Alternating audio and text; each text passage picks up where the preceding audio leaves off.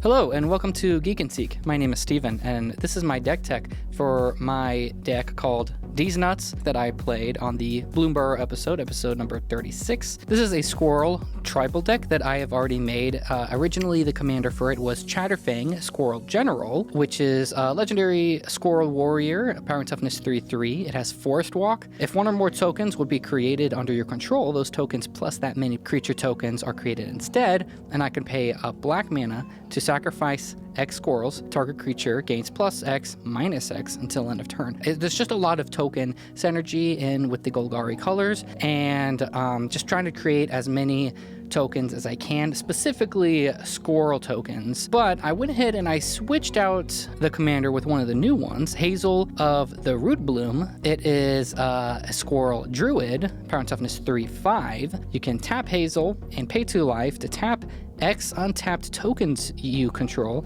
and add X mana of any combination of colors. At the beginning of your end step, create a token that's a copy of target token you control. If that token is a squirrel, instead create 2 token copies of it instead. So it has a lot of the same general ideas. Both Hazel and Chatterfang can help me make squirrel tokens, even if I'm not specifically making squirrel tokens, just making any tokens in general. So there's really just a lot of creatures that help me make a lot of just generic tokens. So you'll have cards like Gilded Goose. So just when it enters the battlefield, you create a food token and then you can pay mana and tap Gilded Goose to create a food token. I have cards like Prosperous Innkeeper. So like when it enters the battlefield, create a treasure. It can also help me gain a life if I'm making a lot of them. So it's just got a lot of cards that it'll just create a lot of tokens, and this will also create a lot of 1/1 squirrel tokens as well. Something I really like about Bloomberg is they really did add a lot of new squirrels in there. I really appreciate that. So it's giving me a lot more like actual squirrels to put in the deck rather than have to focus on just creating a lot of squirrel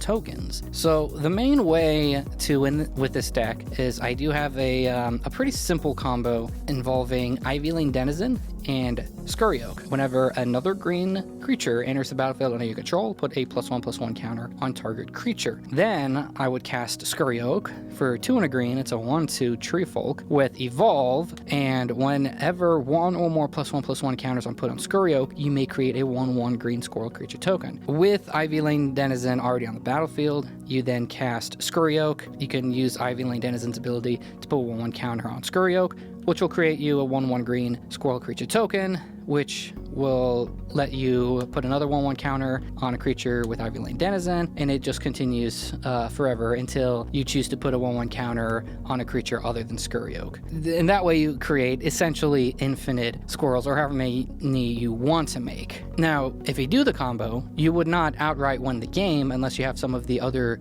cards as well. If you have the creature Valley Rotcaller, for 1 and a black, it's a 1/3 Squirrel Warlock with Menace that says whenever it attacks, each opponent loses X life and you gain X life, where X is the number of squirrels, bats, lizards, or rats you control. So if you do create essentially infinite squirrels and you attack with Valley Rotcaller, you win the game. There's also the card called Mirkwood Bats.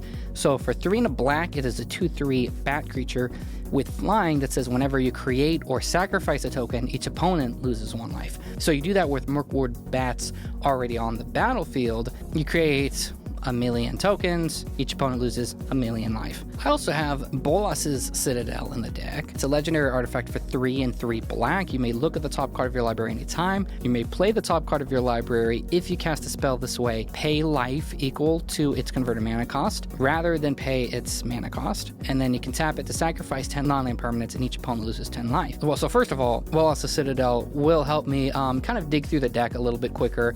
The average converted mana cost in this deck is pretty low, so I should be able to just kind of cast a few things on my turn if I want. But I could also, if I do create, say, infinite squirrels, then Bolas's Citadel, I can just, oh wait, no, that doesn't work. I'd have to do that multiple times. Never mind what I said, but it's still pretty good. Assuming I'm not able to outright win with infinite squirrels, I do have Growing Rights of Itlamok, Cradle of the Sun, which I can tap a green for each creature I control. If I have 1,000,000 squirrels, it is a lot of mana. I also have the land Three Tree City, which is a legendary land that says when it enters, choose a creature type.